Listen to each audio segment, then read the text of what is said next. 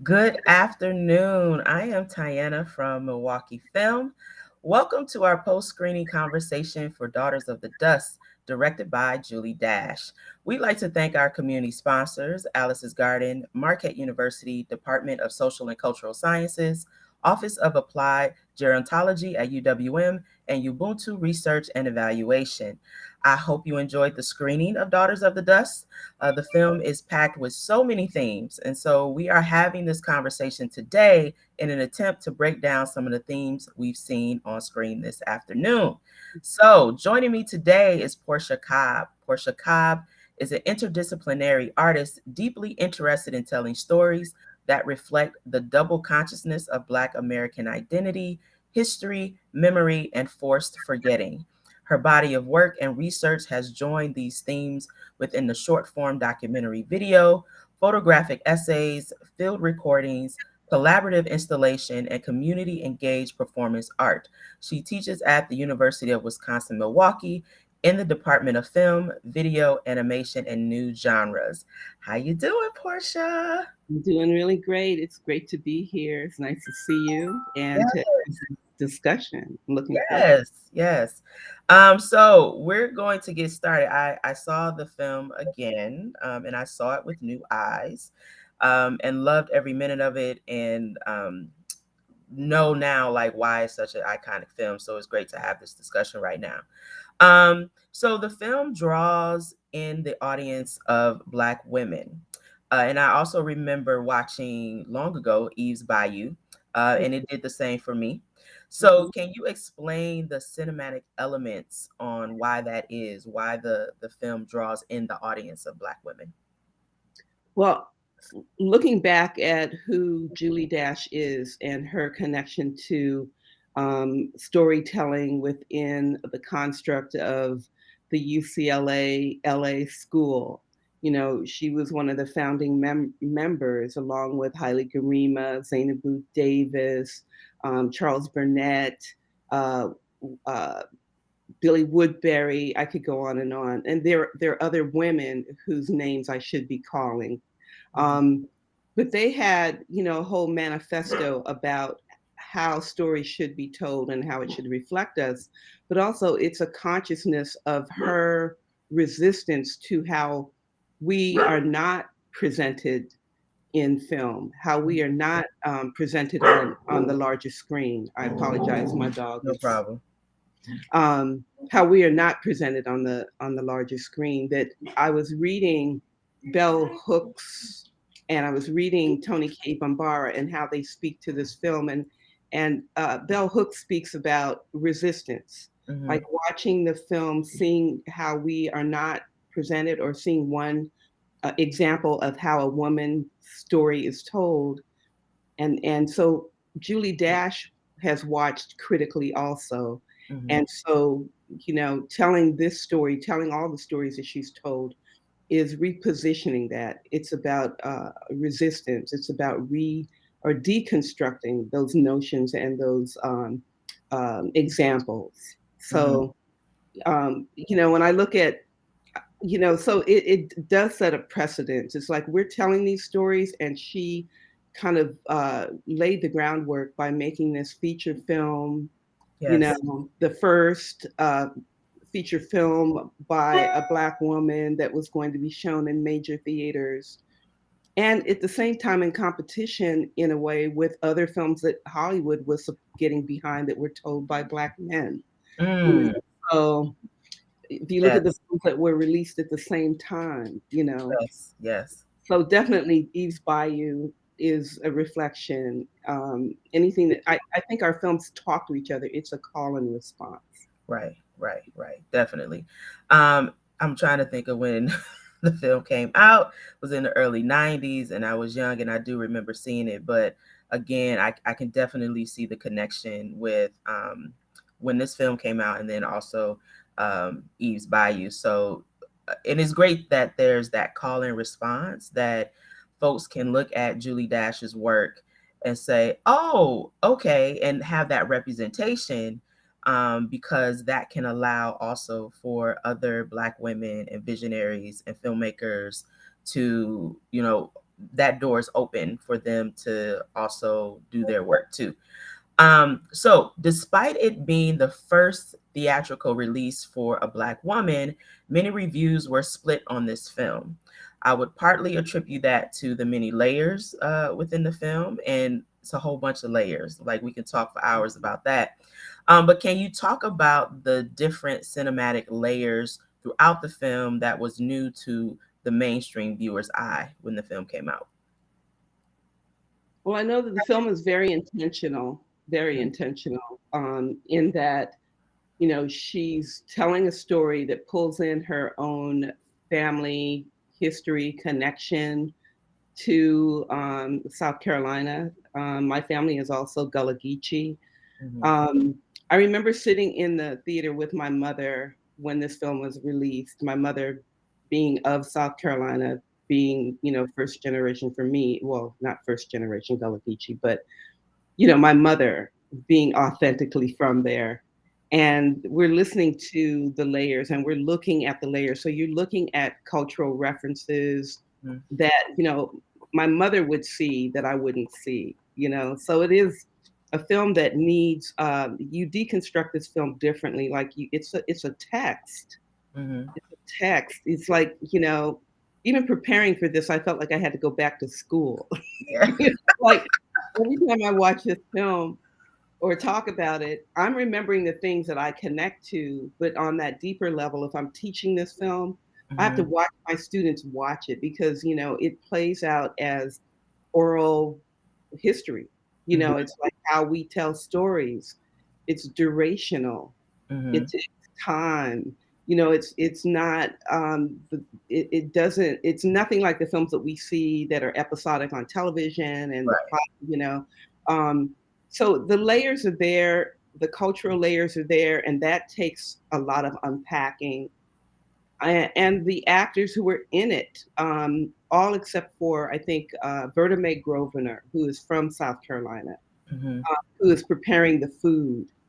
That's a language in itself. We recognize on screen what that means when she's cooking okra soup or she's, Mm-hmm. cleaning the shrimp. We see that if you're of a place, even if you're of the South, you recognize certain things.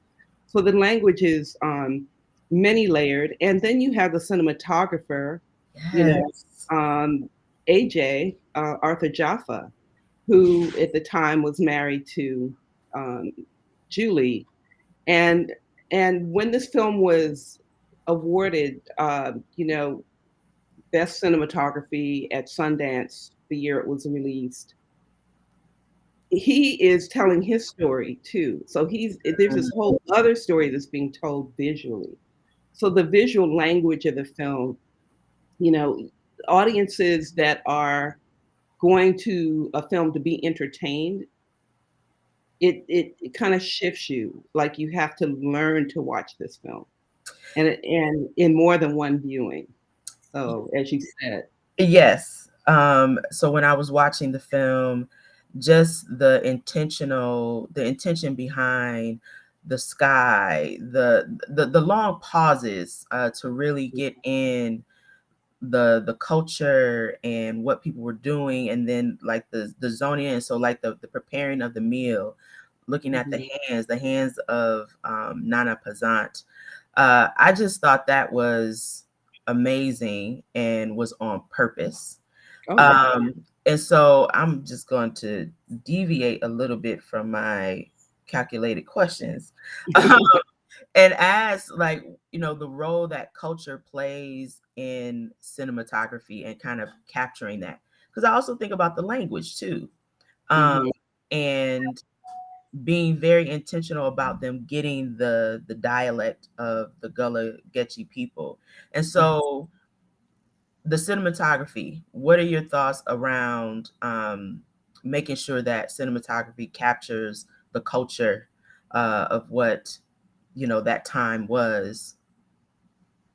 Well, I think that Julie Dash, in her way of storytelling, I mean, everything that she's done since, she's really, really good at period pieces. Mm, So I think it becomes what you do. It's like her wheelhouse is period pieces. Like she knows all of the details. If you've seen what she co-directed of the story of Mamie Till that Yeah. was recently on Yeah. television. Everything is about the details. She and maybe and not just starting with this film. So when you look back at her earlier films like Illusions, and Mhm. and she's a great director. So it is about timing. It is about cinematic visual language. That she's giving you enough to kind of so that you're sitting, things don't go by quickly. Does You're not. being able to see the hands of Nana Passant, which are stained with indigo. Mhm. So there's a whole nother history around indigo, Mhm. and that story. That's a whole nother portal of African American history on the work camps, Yes. on the Yes. plantation, Yes. and very specific to South Carolina. So I look at it and I see this film as a painting that the camera and her communication of authoring, like I see her as an auteur, Mhm. someone who has a signature, right? So Yes. we know that she knows that culture, she's familiar with it, and she brings others in and she gives them time to prepare. So she had language coaches, and Mhm. they were dealing with the local community. Local people were involved in the production, whether it was building the cabin or Mm. whatever it was. So it was a community effort to tell the story and to recreate it, and also being welcomed, having permission to do that. That's the key. Yeah, that's the key. And I think the communication between you and your cinematographer is key. And not saying that there wouldn't have been or might not have been conflicts, there probably were. You're in a relationship with someone, you trust them, but again, it's like the cinematic language of Julie Dash. Someone has even written about this. Like the cinematic, I think it was Zainabu Davis who said it was jazz. You Yeah. know, it's Yes. like it kind of takes you in different directions. It does. It does. So backtracking a little bit because of the many representations of Black women in this Mhm, film is hard to miss. Like you can't miss the various characters and the elements and the metaphors of what their characters mhm, represent. And mhm, so there is a famous quote by Malcolm X that is always kind of pronounced every year. I feel like it creates it comes back in a resurgence within social media. And mhm, so this famous Malcolm X quote is, the most neglected person in America is the Black woman. mhm, And so in regards to this film, I say that because per reviews, many people found this film difficult to watch. mhm, As you read the film companion, there's a film companion about this film, everyone, if you want to check it out. It came off as Black women are hard to empathize with. mhm. And so, do you think that played a role in how the mainstream viewed this film? You could elaborate on that. Yes, I certainly do, and I think for a lot of different reasons. She talks about, and I'm kind of referring to notes that I have. If you see me Mhm. looking over here, I just Yeah. don't want to forget.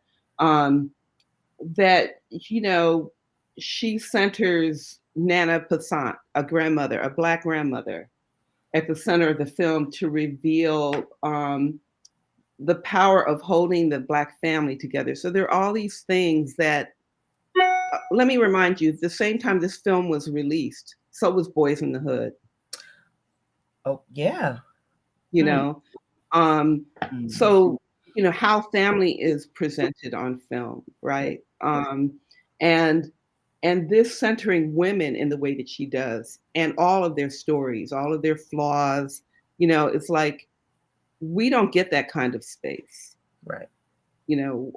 So I understand why culturally we've been trained to to see ourselves or not see ourselves in the way that she is presenting ourselves, like three-dimensionally, right? Yes.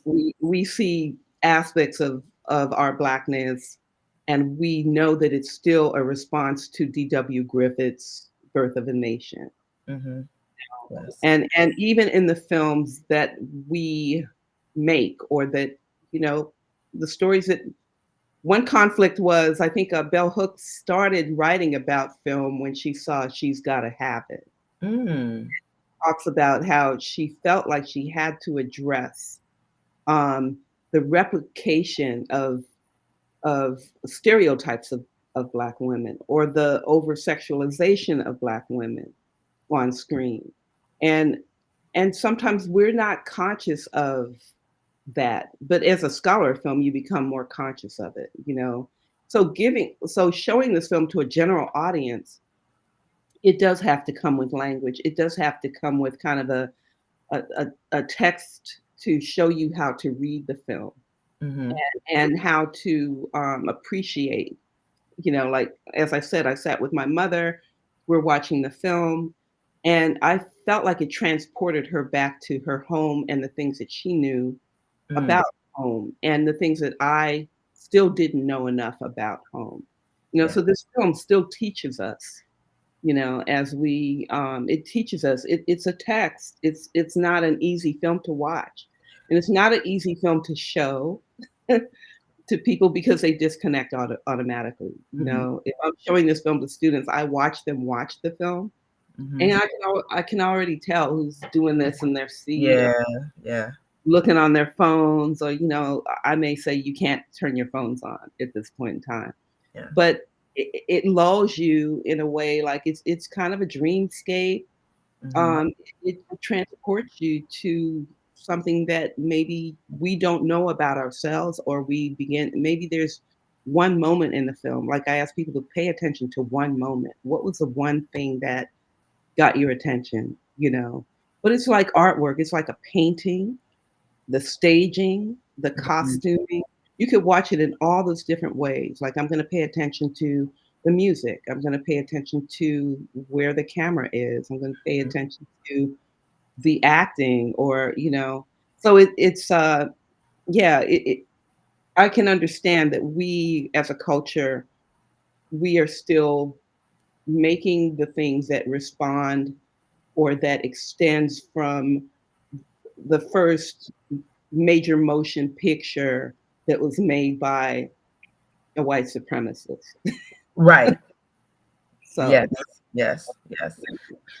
So there were a couple of different monologues within the film, and mhm, what I appreciated most was, of course, Nana Pazant and her kind of steadfast um, fervor on staying on the island and getting her grandchildren to understand the importance of mhm, taking taking themselves with them to the mainland, because this is a part of you and you want to leave part of yourself back. And Nana Pazant is saying, no, you need to take us with you. And then, like, the ancestors, like the whole discussion around ancestors, and almost thinking of ancestors as like living, they're still living, and right.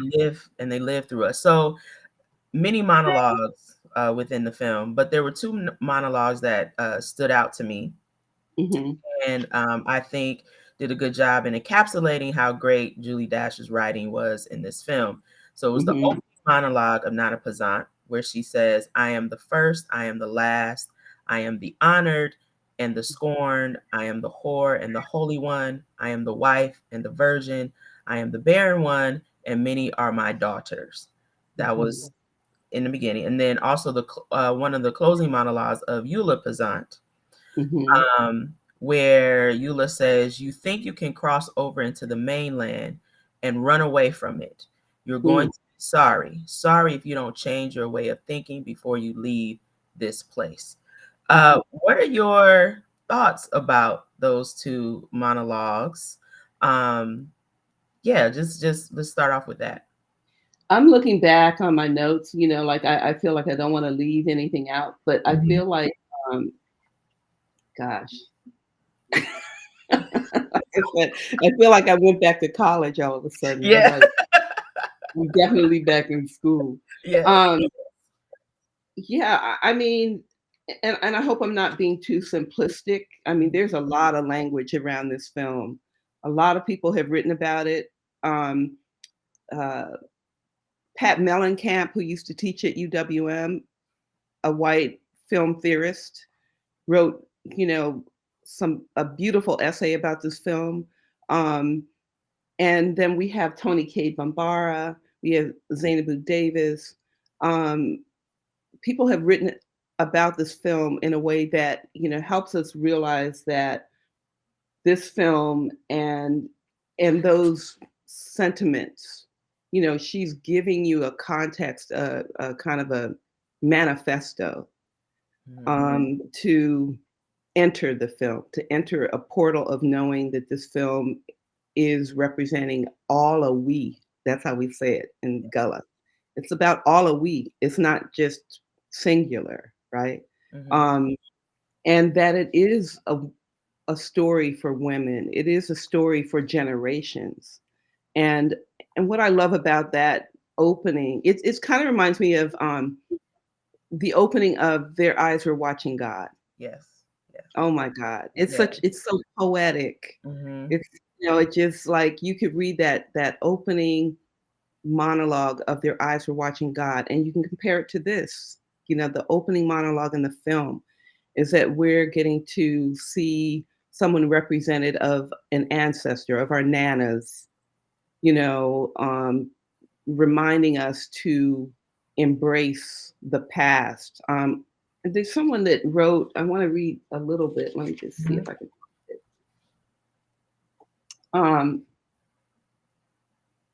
okay, so here's something that Bell Hooks wrote, where she says, another representation of Black females nurturing one another via recognition of their common struggle for subjectivity, right? Yes. So, it's like that's always our struggle, that on these screens, like, and I think of, the films that you would have seen that you hold on to, that holds memory for you, that it strikes a chord because it represents family in a way that you remember your family, Mhm. right? It's not a caricature of the Black family. Right. And so, her centering these characters on film is an oppositional gaze. It's an oppositional gaze Mhm. to how we're taught to see everything else. Yeah. Not the male gaze. It's a Black female gaze. And sometimes we have to train ourselves to see, to understand. We have to train our eyes, Yeah. you And know. that's really, I like that you said oppositional gaze and having to train our eyes to look at it from that perspective and not Mhm, hold this other uh, white supremacist or white gaze as the standard and that we're comparing it to, because that's, I think, another issue. Like we can look at Julie Dash's film and then start trying to compare, and it's like, no, like that's, we're comparing it to a standard that doesn't even fit us, is not mhm, even an even equal comparison whatsoever. And mhm, so how do we train ourselves? That's what I have to ask myself. How do I train myself to mhm, look at it from, or see it as an oppositional gaze and take it for what it is, and that it is by a Black woman. So I have to think about all of the things that, mhm. wants to socialize me to think as Black women in the other. And so I think I like that. I like that. Thank you. Thank you for that oppositional gaze. That's new word. New words for me. We have to think critically, Yes. of how we see. Yes. And even when there are representations of us on screen, we see a lot of Black people on screen these days, Hmm. right? Um, we still need to ask the questions. Like when I watch a film, I want to know who directed it. Yeah. Who is telling the story. You Yes. know, Yes. or like even actors who get roles, they're reinterpreting roles. They're correcting things that it's their responsibility now to say, no, this is not who she is or who, who I am. This is how I see this particular character, right? Yes. Yes. So, but it is very much about Black female spectatorship. It's like we have to we have to allow ourselves, and this work is, the film is not new, but there's still it's present. Mm. So it's like it there's something that I read about it, kind of meandering, but it's bringing the past into the present. It's Mm. with you the whole time. It's Yes. not linear, right? It's not a linear film. So you're having flashbacks, flash forwards. There's a lot of magical realism going on, Yes. you know. So it is about it's an art piece. It's art, you know. What are your thoughts about because I don't want to forget about Eula Pazant's that monologue. You think you can cross over into the mainland and run Mhm, away from it. You are mhm, going to be sorry. Sorry if you don't change your way of thinking before you leave this place. What are mhm. your thoughts about that particular piece that in the film? Well, I mean, I think for me, it just states that we get away from ourselves in our stories, Mm-hmm. and we reinvent ourselves. I think it for me, it also signifies looking at the ancestors in a way as they're the Black futurists. If they Mm-hmm. weren't, we wouldn't be here, you know? Yes. So if they didn't dream themselves alive, if they didn't dream about surviving the Middle Passage and surviving the labor camps on plantations, we wouldn't be here talking about this. There are lots of Indian tribes that were completely wiped out. I think about it. It is a language to remind us to pay homage to the ancestors and to the places that we've come from. So, I mean, I don't know, I can make it any deeper than that. There's probably a lot of language around that. People have their way of, breaking that down, but that's the way I understand it. I, Mm-hmm. when I go back and I receive some new information about, our beginnings, and because our stories are not, um, we don't know who we are past one or two or three generations. Yeah. So I think that is a really interesting way for her to um, remind us that, her even telling this story, how she had to do her research, Mm-hmm. and that it's a composite kind of story. It has true things in it that may have come from her family's archives, and other she's compositing all these different things, so looking at Ebo Landing, looking at our relationship to the film's location, even, and people who think of it as something as being fictional. It's not a fictional place at all. Right. Right.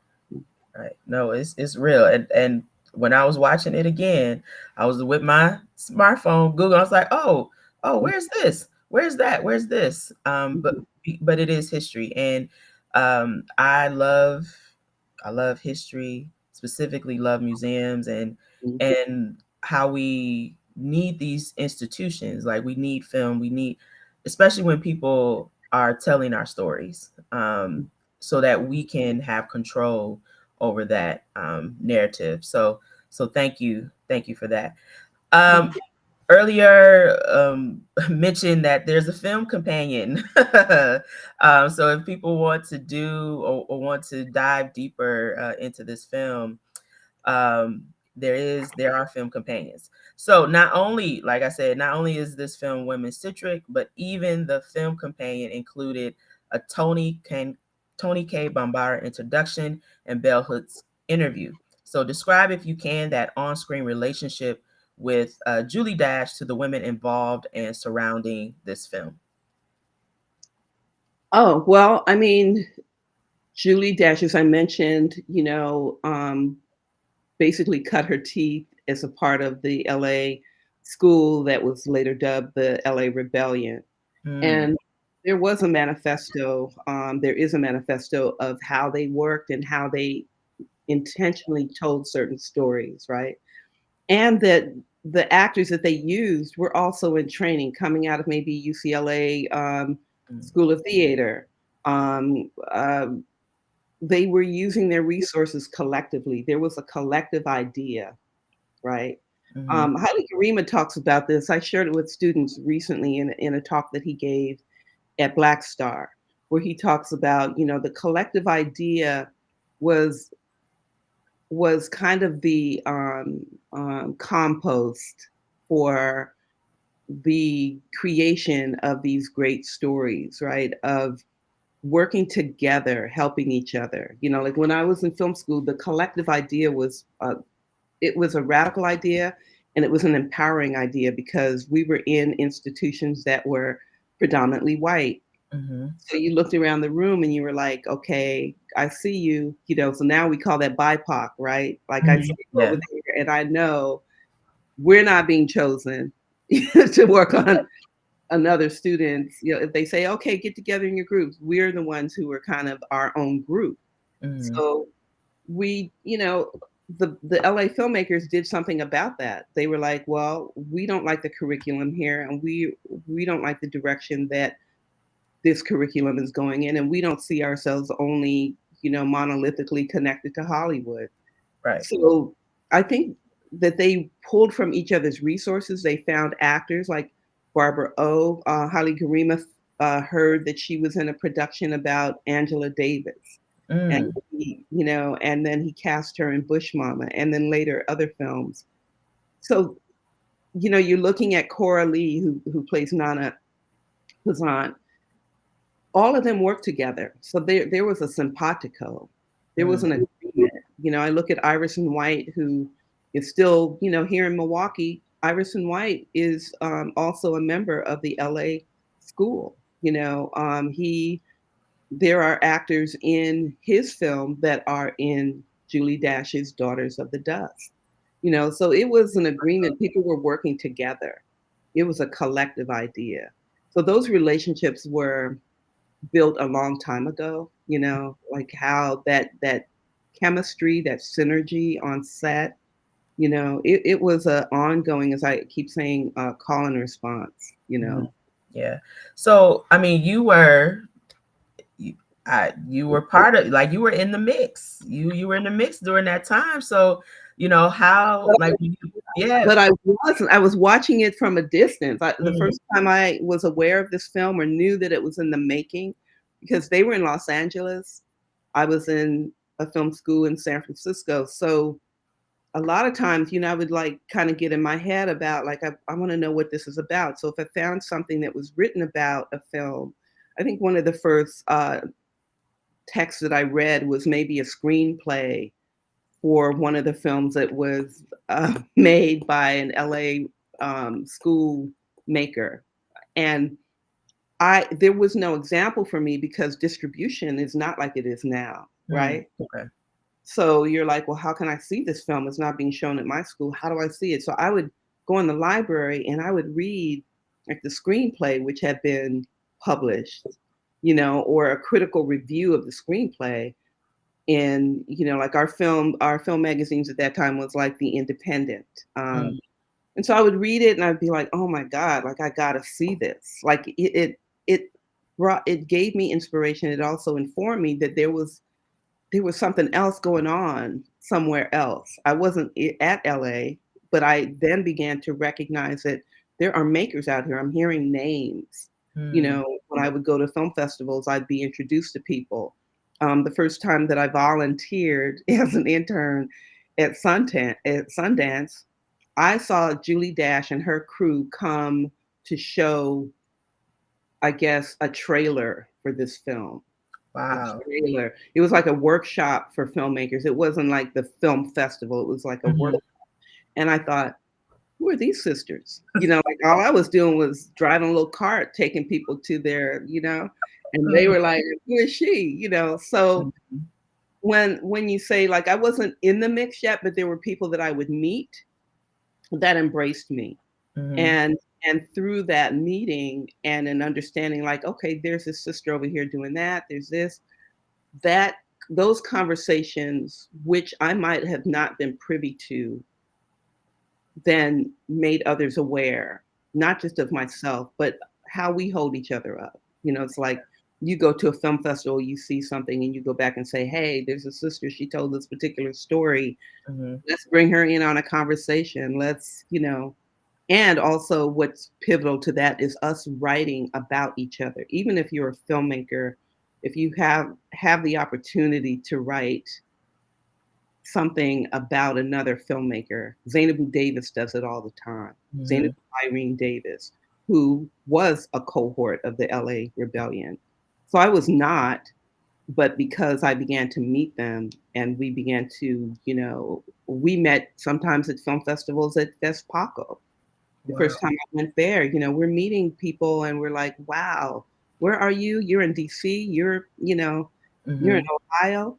So that is how, I think the recognition came is that someone is doing a libation.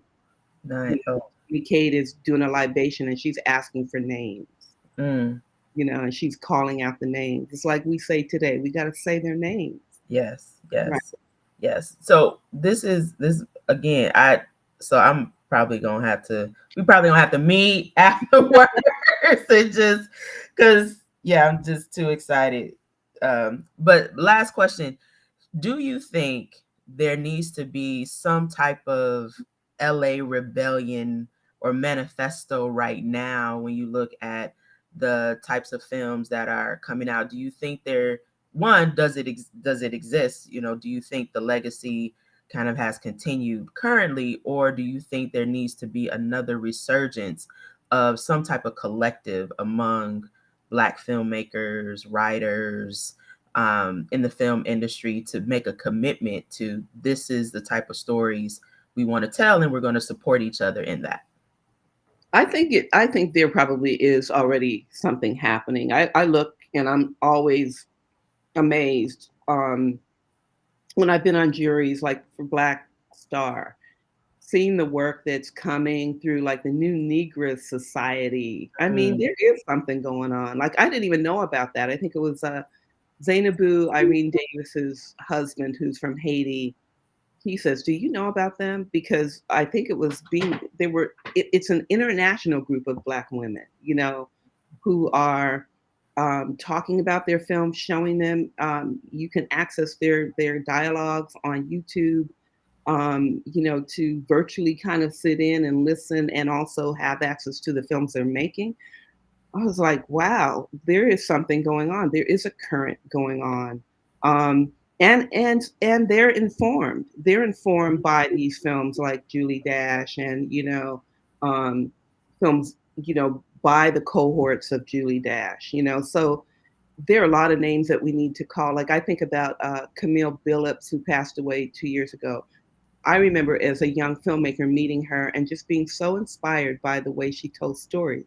You mhm, know, they were raw, but they were like critical. So as we're looking back and giving homage, there are so many people that we need to give homage to, mhm. and so I do think that I think we're seeing more Black stories on screen, and I love what I'm seeing. And no no one story is perfect. I think there are flaws, but it allows us to see ourselves and to respond to what we're seeing.